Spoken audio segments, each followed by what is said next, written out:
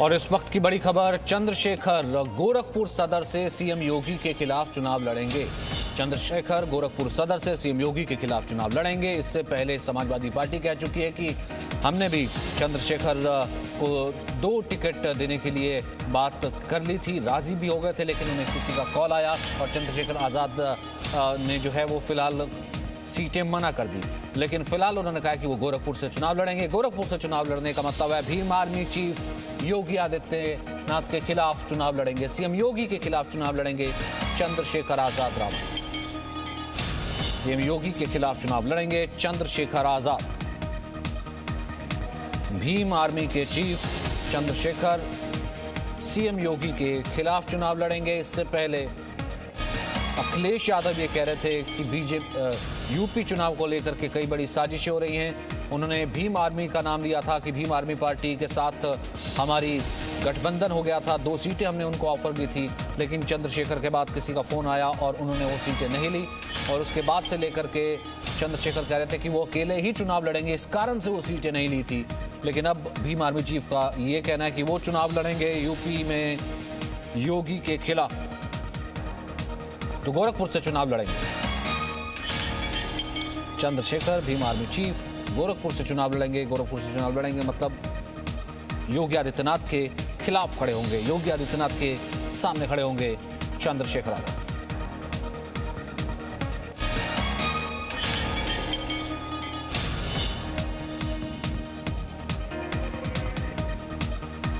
तो सीएम योगी के खिलाफ चुनाव लड़ेंगे भीम आर्मी चीफ। ये इस वक्त की बड़ी खबर, कम से कम यूपी की सियासी हलचल को देखते हुए जैसे जैसे चुनाव नजदीक आ रहा है वैसे वैसे लिस्ट जो है लगभग सभी पार्टियां फाइनल करने के साथ साथ उसकी घोषणा करती जा रही हैं। चंद्रशेखर भीम आर्मी ने कहा था कि वो अकेले चुनाव लड़ेंगी। फिलहाल भीम आर्मी चीफ का ये कहना है कि वो चुनाव लड़ेंगे गोरखपुर से, यानी जिस सीट से योगी आदित्यनाथ चुनाव लड़ रहे हैं।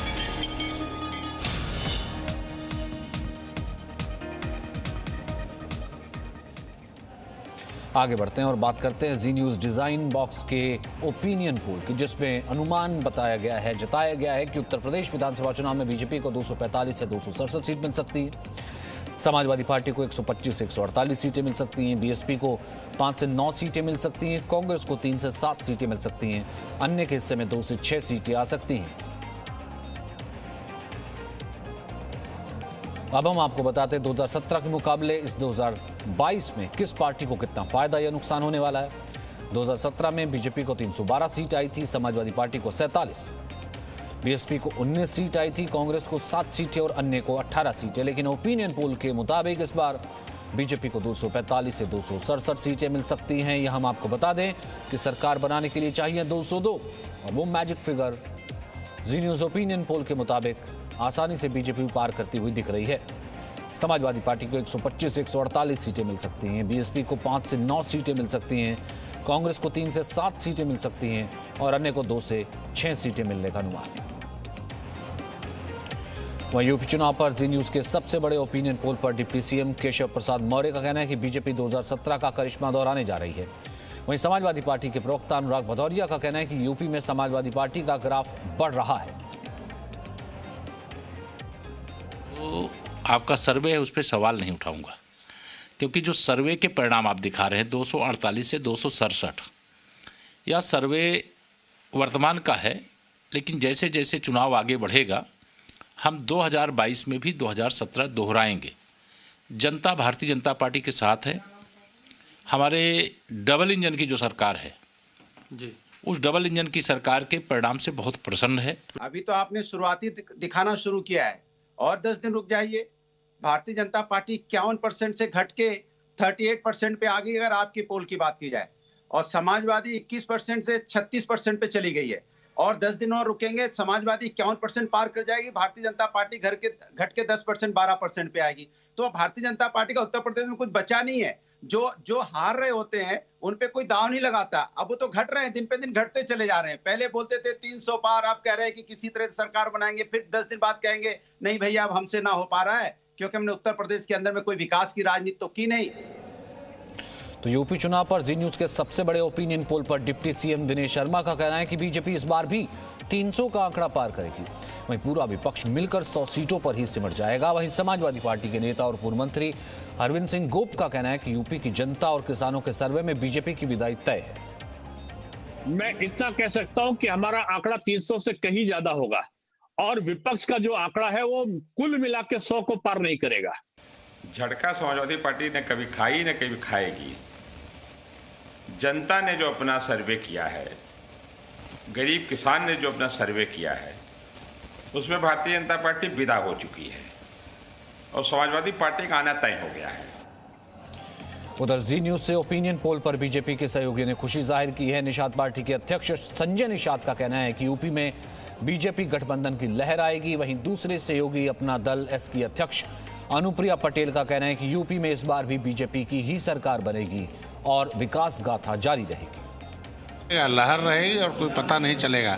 2014 से वो लहर चली, 2014, 2017, 2019, 2022 में और बेहतर रहेगा। जैसे हम चुनाव के नज़दीक पहुंचेंगे, जैसे जैसे पोलिंग डेट के करीब हम पहुंचेंगे, आप देखिएगा कि जनमानस का जो एक विश्वास सरकार की कार्यशैली में पैदा हुआ है, उस पर फिर से मोहर लगेगी जनता के विश्वास की और हमको एक बार फिर मजबूती के साथ लौटने का, उत्तर प्रदेश में वापसी का मौका भी मिलेगा और हम फिर से ये जो विकास यात्रा हमने बढ़ाई है आगे, इसको और आगे लेकर जाएंगे। यूपी में कांग्रेस ने दूसरी लिस्ट जारी की है। कांग्रेस नेता सचिन पायलट ने कहा है कि यूपी में बीजेपी की सरकार जाना तय है।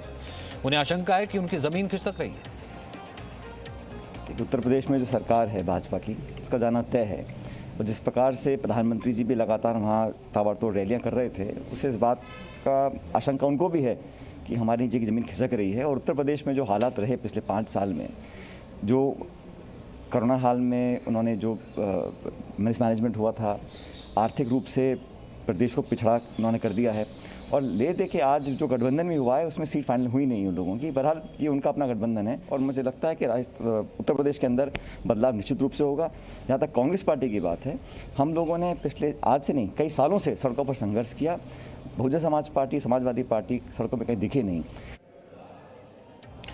वहीं यूपी चुनाव को लेकर बीजेपी नेता जगदम्बिका पाल का क्या कहना सुनिए। देखिए, डॉक्टर संजय निषाद ने और श्रीमती अनुप्रिया पटेल जो अपना दल की अध्यक्ष हैं और निषाद पार्टी के, दोनों ने जिस तरह से गठबंधन में एक स्पष्ट बाध्यता ढंग से कहा है कि हमारे लिए सीट महत्वपूर्ण नहीं है, बल्कि उत्तर प्रदेश में चुनाव जीतना हमारे लिए ज़रूरी है और हम 403 सीटों पर लड़ेंगे गठबंधन के साथ, प्रचंड बहुमत से जीतेंगे। और उन्होंने स्वयं इस बात को स्वीकार किया है कि जिस तरह से ओबीसी के लिए, दलितों के लिए, गरीबों के लिए काम किया है मोदी जी की सरकार ने, योगी की सरकार ने, पहली बार पिछड़े वर्ग के लिए जो आयोग था, बैकवर्ड कमीशन, उसको संवैधानिक दर्जा दिया है। वहीं समाजवादी पार्टी नेता आजम खान के बेटे अब्दुल्ला आजम का एक वीडियो वायरल हो रहा है जिसमें वो रोते दिखाई दे रहे हैं। बताया जा रहा है कि कार्यकर्ताओं से संवाद करते वक्त वो रो पड़े। अब्दुल्ला आजम अपने पिता आजम खान की बात कर रहे थे, उनकी तबीयत का हाल बता रहे थे और भावुक होने की वजह से बीच में ही कार्यक्रम को रोकना पड़ा। कार्यकर्ताओं से आजम खान के बेटे अब्दुल्ला आजम ने कहा कि परिवार ने बहुत बुरा दौर देखा है। तो मैं ठीक नहीं हो सकता।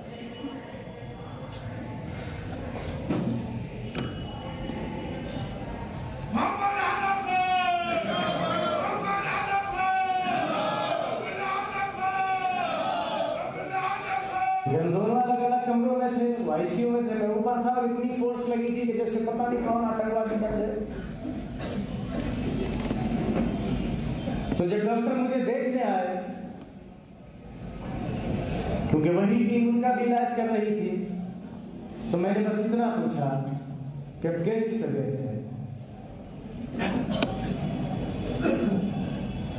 तो उन्होंने मुझसे कहा कि जो हमसे बन पड़ रहा है हम वो कर रहे हैं, बाकी ऊपर वाले के हाथ है। और जब उनको बाहर से ले जाने लगे, मेरे पास से आईसीयू, तो बेहोशी की हालत में थे। जाते वक्त 2 मिनट में आँख खुली और मुझसे कहा कि बेटे अगर मुझे कुछ ऐसा हो गया है। वहीं कांग्रेस ने दूसरी लिस्ट जारी की है। 41 उसमें कैंडिडेट्स हैं जिनकी लिस्ट जारी की गई है। कैराना से हाजी अखलाक है, मेरठ से रंजन शर्मा को टिकट दिया गया है, मेरठ दक्षिण से नफीस सैफी को टिकट है, बागपत से अनिल देव त्यागी को टिकट है, फतेहपुर सीकरी से हेमंत चहर को टिकट दिया गया है। दूसरी लिस्ट में भी महिलाओं का खास ध्यान रखा गया है और मुस्लिम कैंडिडेट्स की भी अच्छी खासी जगह है।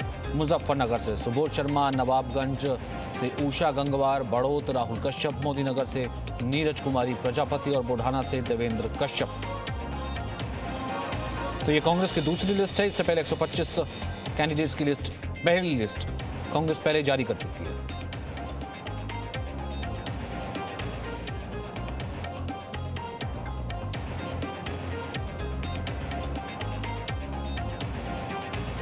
तो यूपी के लिए कांग्रेस की ये दूसरी लिस्ट। एक बार फिर से पिछली बार भी 40% यानी कि 50 के ऊपर महिलाओं को जगह दी गई थी, 40% महिलाओं को जगह दी गई थी।